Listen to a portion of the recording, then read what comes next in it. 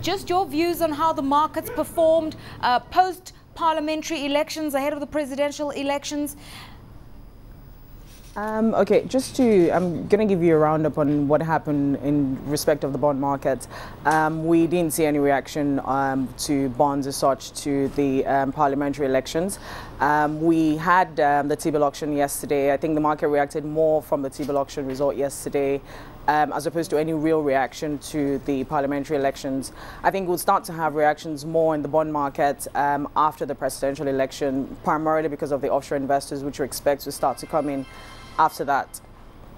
All right, talk to us about AMCON, because obviously with a lot of fanfare on their price discovery, we're now seeing a few challenges on the bonds trading on the over-the-counter market. What are the problems?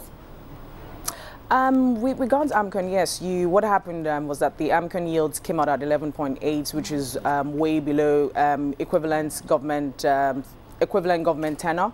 And so what we have seen is that AMCON has started to engage the primary dealers, and they're trying to come under the primary dealer structure that we currently have for the federal government. So they are in discussions with the banks on exactly what they would need to do to ensure that the bonds trade actively on a two-way basis.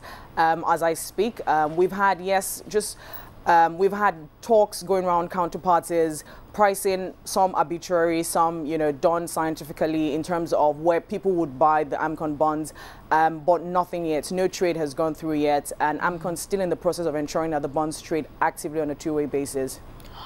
All right, we are hearing that the Debt Management Office is now planning to issue 3- and 5-year bonds in the next week.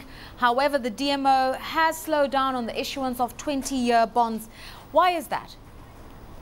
Yes, they will. The DMO will be issuing 3- and 5-year bonds next week, 70 billion in total, 35 billion on each.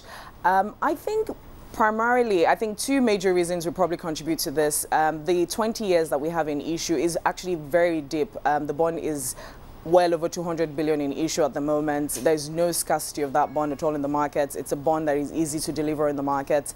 And also, obviously, 20-year will probably not the cheapest bond to issue at the moment, just talking from the perspective of the DMO. And the market is, the market is not in dire need of a 20-year bond issue at the moment. We have enough 20-year bond supply to go around for now. Talking about the 20-year versus shorter 10-year bonds, for investors who are looking into which area to go, looking at the yield curves, which is the better prospect for returns? Because it had been said that some of the longer term papers offer better yields in the long run. If you ask me personally, I would think the 20-year would probably offer you better returns at the moment, but it depends if it's for a buy-to-hold investor or a trading investor or short-term investor. Short-term investor, 20-year will probably offer better return, because eventually, I'm sure after the elections, once we start to see offshore interest come in, you probably would see the yield on that bond drop.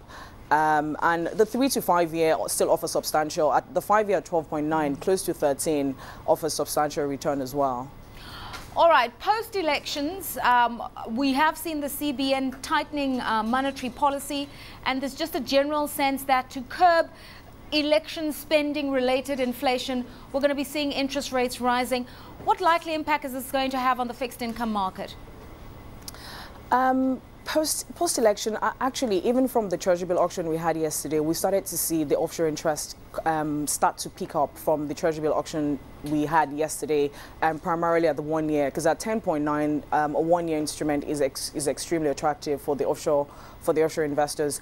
Post-election, we expect that yields will drop in the markets. We expect that the offshore investors who have sort of shied away and just waiting for, even though at the same time, the general belief is that there isn't going to be any change of government, but I think everybody's just trying to err on the side of caution and say, let's just wait till after the elections, let's see what happens, let's see how it plans out, PDP settles back in, or, which is what people generally believe would happen. There will be no change of government, and then we'll start to see the offshore interest come in with exchange rate at 153 levels and interest rate above 10%. Very decent entries to come into the market now.